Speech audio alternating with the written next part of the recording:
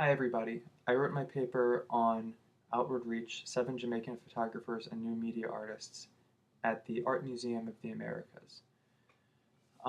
So this is an exhibition of photography and new media, as you may have guessed.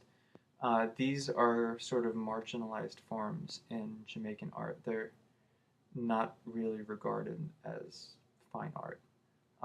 And these are being used to investigate feelings of separation and duality on the part of the artists who are Jamaican by birth or identity but currently reside in the US.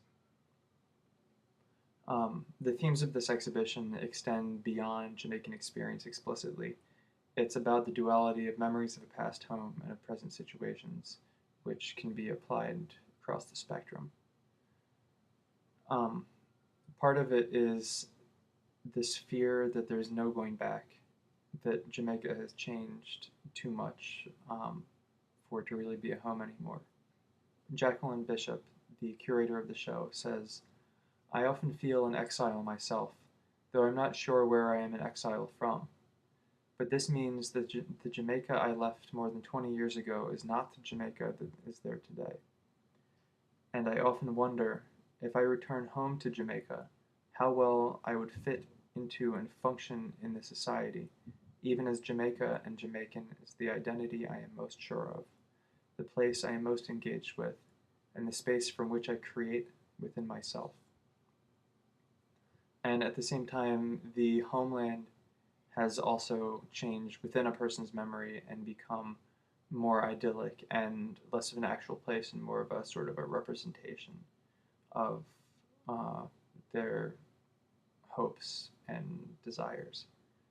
It's fitting this exhibition is in DC. This exhibition is in DC, by the way, not New York, because I'm in DC and I need an exhibition that I could actually go see. So DC is sort of the land of the immigrant. Most people seeing this show are going to be from somewhere else, and most, or at least a large proportion, of people who live in DC and are in the middle class and upward are transplants. And I feel like looking at the show, even me, I'm from Maryland. I am from like an hour away, but I sort of still feel a kinship with it. Because it's not just about physical distance. There's this idea of socioeconomic distance, and in going to school and getting an education, I definitely moved up on the socioeconomic ladder and feel a divide from my roots. And this is similar for Cosmo White. He does a very literal representation of this on the surface. He has these life-size photos of a man being suffocated with neckties, who isn't wearing any shoes. And in some of the photographs, he's in these natural surroundings. So it's this literal representation of the dichotomy of past and present situations. But this isn't the full story. The series is called Heirloom, and the ties are his father's. So these ties that are binding him in his present life are also from his past in Jamaica. And I feel like this sort of confuses the issue purposefully and makes the viewer confront their stereotypes about Jamaica and admit that, yes, Jamaicans do wear ties, which seems like a silly thing to say, but it's definitely falls within the stereotypes of people from the island. Another artist in the exhibition, Andrea Chung, kind of more directly confronts our stereotypes about Jamaica. She takes these old sandals ads and she cuts out the natives, replacing them with an imprinted silhouette, which I hope you can see in these images. The video is going to degrade them kind of. So there's an outline of a woman in this picture underneath of the basket. It's kind of impressed, sort of like letterpress style. I don't know what that's called because I'm not a printmaker. So this is a sort of a reflection on how resorts strove to make the native experience invisible and instead placing them in service jobs.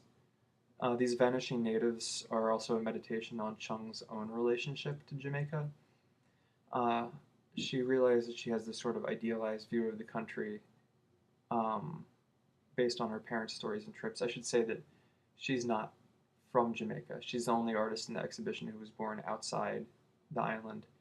She was born in Houston, and her Jamaica is kind of filtered, not firsthand. Um, so Bishop has a similar take on this, that the Jamaica, like she said before, as I quoted, the Jamaica that exists today isn't the Jamaica that was her own when she was young. Um, and a lot of this is due to the culture of violence that's evolved since the 1970s. And I was looking that up, seeing how much of that was actually true. And it turns out, according to the CIA World Factbook, which is a source, I mean, I don't know how legitimate they have their motives. Um, but they say that starting in the 1970s, there was this buildup of violence and drug trafficking and things because of the failing economy, and that continues till today. But they had this great quote at the end that says, "Nonetheless, many rural and resort areas remain relatively safe and contribute substantially to the economy," which I thought was great and fits perfectly with Chung's critique, um, saying that, what happened in these advertisements from the 80s, I think, is the same thing that's still happening today. Jacqueline Bishop's own work in the exhibition is about her childhood summers at her grandparents' house in No Such. They're digital photo collages, and for me, they represent this reordering and overlapping of past memories, where some are standing out in sharp relief and others are blurring into the background. But these images aren't just about her own past. Like everything else in the exhibition, they kind of have these two sides, the personal and the, I guess you'd say, national. This house that her grandparents had when she was a child actually belonged to the Tiffany's, who own the Tiffany's jewelry line, jewelry store. It was this Victorian mansion that they built during flush times in Jamaica, and then they abandoned it. And when the economy started faltering and the house started falling down, it became this symbol of the crumbling of positive relations between the U.S. and Jamaica, and it was known as the Falling Mansion. So this exhibition fits really well within Jacqueline Bishop's general work. She, the exhibition has these multitude of ideas and photographic processes, and Bishop herself is definitely not the type of artist who sticks to one medium.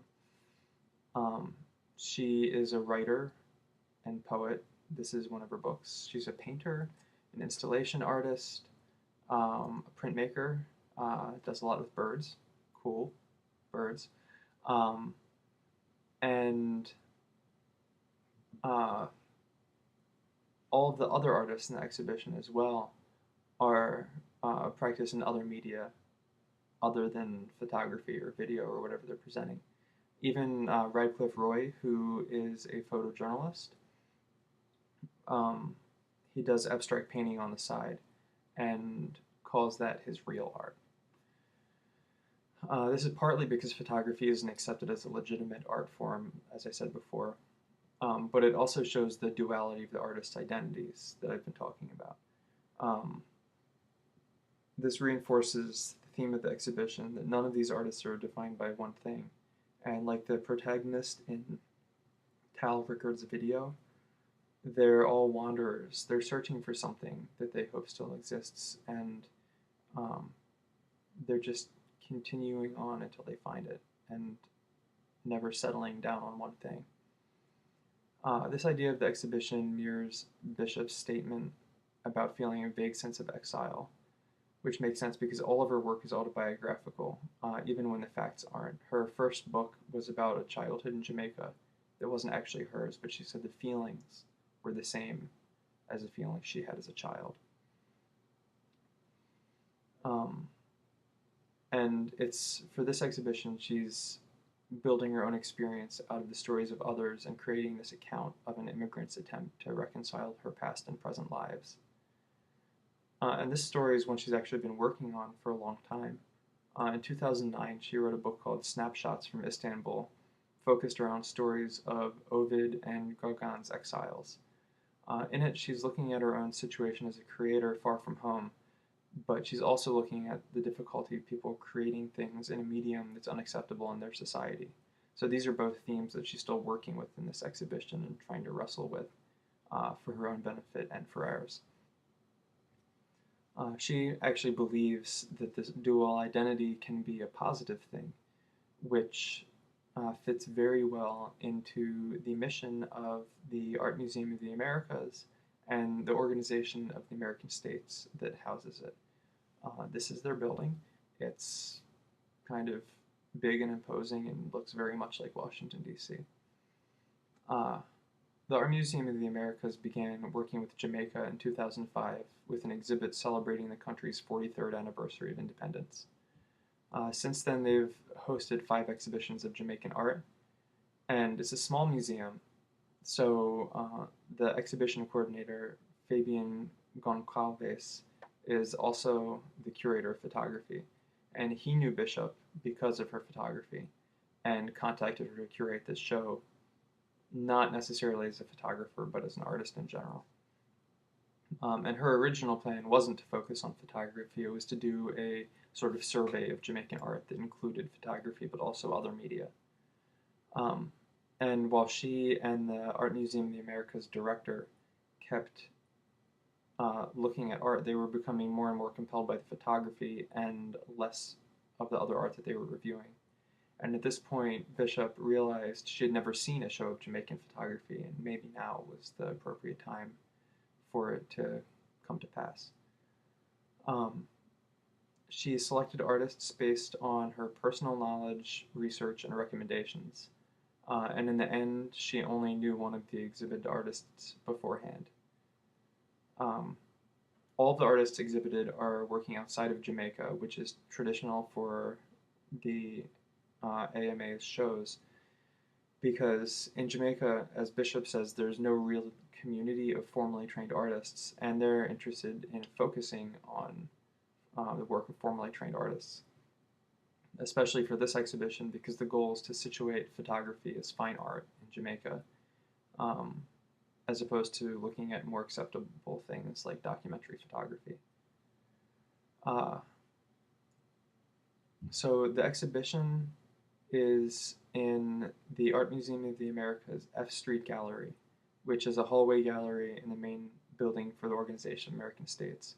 It's not really obvious or easy to access from the outside, as you saw in that big imposing building. It has tons of security. You have to leave your ID at the gate.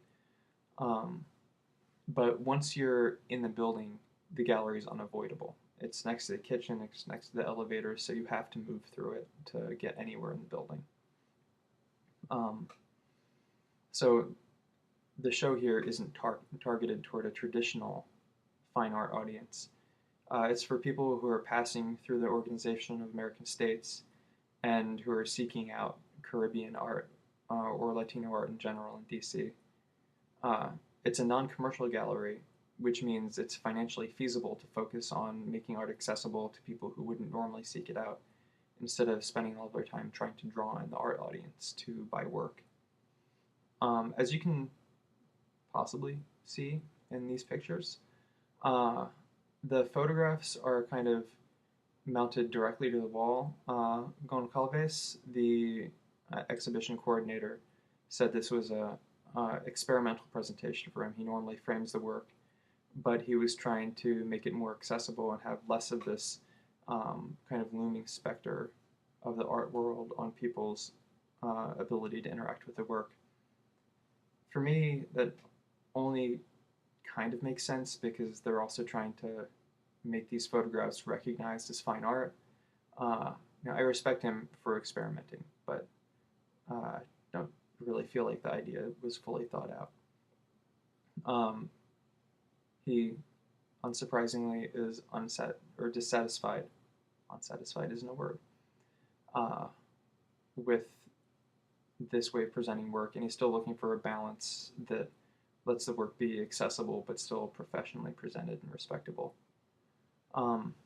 The exhibition had an opening reception where 2 of the artists and the curator were in attendance, and this helps the viewers to sort of better understand where the work comes from. They can ask questions if they can, catch the person for a moment, and sort of lets them put a face with the work and makes it have a more personal feeling to it. The exhibitions are a great thing to have too, because they also draw people who wouldn't come to see the exhibition without this sort of gathering and community event. There's also tours given by appointment, and that lets viewers engage with the work more intimately than in this group setting. And the tours are actually given by Goncalves, the exhibition coordinator, which is great because he's an informed and invested staff member, and he has the best interests of the museum in mind and can treat viewers the way that the museum wants them to be treated, and is more reliable than a volunteer. And it also means that he can see firsthand how people react to the exhibition, which is a great thing about small institutions, because everybody can sort of really be hands-on and really understanding what's going on the ground, instead of having administrators who are so far removed from the day-to-day operations that they can't make informed decisions. I feel like the Art Museum in the Americas is the perfect place for this exhibition. Obviously, it's a draw for their constituency, because people who are going into this building are interested in culture of the Americas, so being interested in Caribbean art isn't that much of a stretch. But they're also a non-commercial gallery, as I said before, and this gives them the latitude to experiment with presentation, but also show culturally contested art without fear of financial repercussions. Like, it doesn't matter if anybody buys the work, because that's not where their money comes from. It's also positioned like seriously in downtown DC. Look at this map. It's it's on the mall. It's practically next to the White House. And DC is both a major political and a major arts center. So this means the exhibition will get the exposure necessary to bring new attention and recognition to Jamaican photography and new media arts. And that's all I have about the exhibition. I hope you enjoyed it, and if you have any questions, just let me know. Thanks.